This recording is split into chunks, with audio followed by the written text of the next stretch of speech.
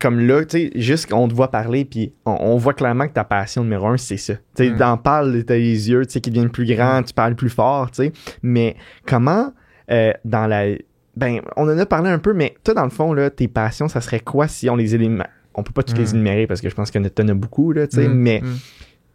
c'est quoi toutes tes passions? Puis comment tu fais pour jongler avec ça dans ta vie? Tu sais, parce que comme tu dis, dans ta vie, c'est le fun de faire des choses qui sont de la motivation externe. Tu sais, il me faut de l'argent pour payer mon loyer. Tu sais, ça, je sais pas, c'est d'autres motivations externes, mais tu sais, t'en fais aussi beaucoup pour toi-même. Tu sais, exemple, t'as appris 9 langues. Tu sais, c'est sûrement pas parce que tu te faisais payer à apprendre ces 9 langues-là. C'est sûr parce que c'était pour toi, tu sais.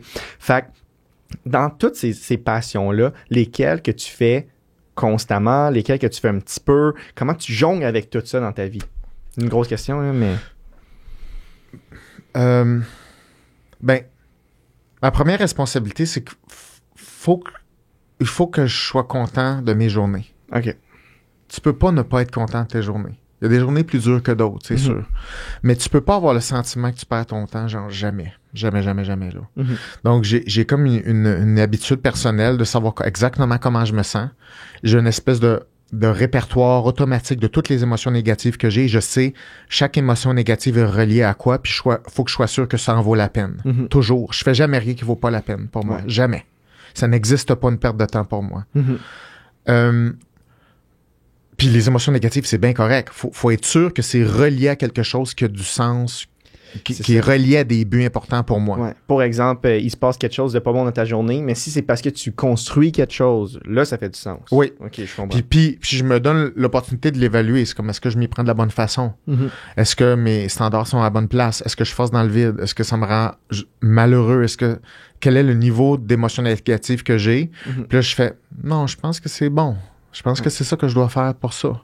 Demain, je vais le réévaluer si je sens que j'ai appris quelque chose ou j'ai une prise de compte. Mais là, je pense que ça, c'est en équilibre. OK, next. Fait que j'ai toute mon checklist à tous les jours, puis c'est rendu automatique. Je le sens quand je suis pas bien, puis je suis tout le temps un petit peu pas bien. J'ai tout le temps des émotions négatives, mais il y a un tableau de bord constant et je sais pourquoi je fais des choses. Maintenant, il faut que j'aie du fun dans la vie. C'est absolument vital. Puis des fois, pour ma propre survie, je dois dire, je dois faire quelque chose qui est absolument pas corrélé à des buts reliés à mon entreprise, mais je sais que c'est bon pour moi.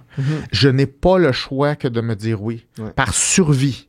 C'est pas une question de je fais de la croissance personnelle pour moi. Je suis pas là.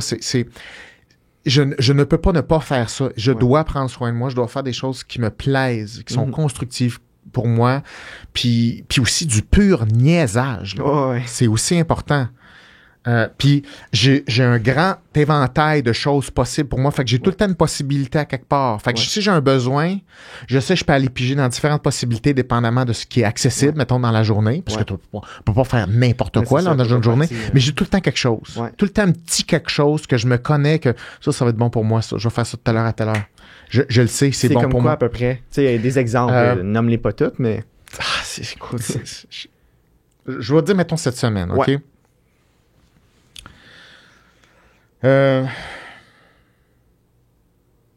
Mettons, ces temps-ci, je travaille sur des choses qui sont très impliquantes pour moi, là, que je peux pas tout expliquer, là, mais je fais des gros moves de vie là, présentement, puis je sais que je suis plus anxieux. OK.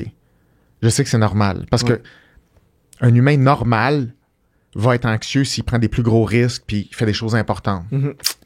C'est-tu anormal que je me sente comme ça? Non. OK. Fait que c'est correct. Tu sais, c'est juste plus tough. OK, bon. Ça, c'est une chose. L'autre chose, y a-tu d'autres choses qui sont reliées à des émotions négatives? Oui. Comme par exemple, je le sais que si je lis pas assez d'articles scientifiques, si je m'éduque pas assez puis je prends pas du temps juste pour lire pour moi de la science, pour moi que j'aime, je me sentirais pas bien. OK. Fait il faut que j'incorpore ça à mon agenda, tu sais. Par exemple, là, hier, je lisais, puis c'est parmi des grosses lectures que j'ai ces temps-ci sur le genre, l'identité de genre, l'expression de genre, qui est hyper complexe. Fait que je le sais que mon système émotionnel va dire, faut que tu lis sur le genre, là. Faut que tu fasses ça, là. Je le sais. Fait que c'est comme, OK, ça, c'est une chose. Puis après ça, ben, je sais qu'il faut que je niaise. Il faut que j'ai une période de niaisage non productive aujourd'hui, comme n'importe qui. Tu sais, des fois, quand on pense qu'on est hyper structuré, il faut que tout soit hyper productif. Pas nécessairement.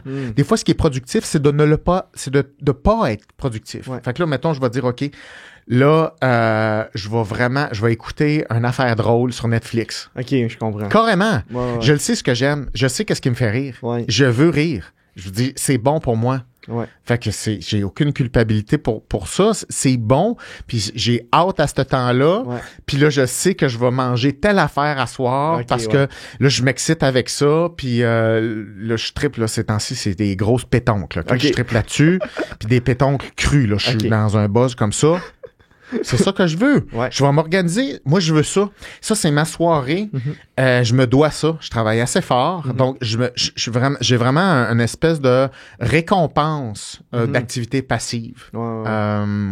Et ça, c'est sur une base quotidienne. Des fois, je sens que je manque de contact avec mes amis, avec des gens que j'aime, que je m'ennuie. Il va falloir que je fasse ça. Donc, à tous les jours, il faut que je désigne une journée qui va être bonne pour moi. Ouais. Parce que sinon, tu crées de l'endettement émotionnel qui va être transféré au lendemain, puis il va commencer à contaminer tes projets, puis tu vas moins les aimer, puis ton cerveau sera plus sûr si tes projets sont une menace ou quelque chose que t'aimes. Ouais. Parce que c'est facile de devenir confus. Parce que quand tu travailles sur des choses à long terme, le renforcement est tellement loin que c'est facile de se perdre. Ouais. Donc, un petit peu comme en expédition, là. Si tu prends pas ta mesure d'orientation, là, hey, tu pars là, au sud-ouest, puis c'est pas là pantoute, tu t'en vas, puis après ça, t'aimes plus ça la forêt. C'est parce que t'étais perdu. C'est pas une question de forêt, là, c'est pas une question de camping ou rien. C'est là, t'as été perdu, puis ça t'a fait peur. Ouais. Donc, il faut que tu t'orientes à travers tout ça. Ouais. Puis quand tu as une bonne éthique personnelle, t'es capable de rester persévérant, tu continues à investir dans tes passions, puis tranquillement, si t'es bien organisé, la croissance financière va arriver autour de ça. Mais ça sert à rien d'avoir juste une croissance financière si tu perds l'amour de ce que tu fais, ça vaut pas la peine parce que ça passe vite la vie, puis c'est facile, mettons, faire un petit coup d'argent, mais il te reste tellement d'années à vivre pour être misérable. Faut faire attention à pas cumuler la misère inconsciemment.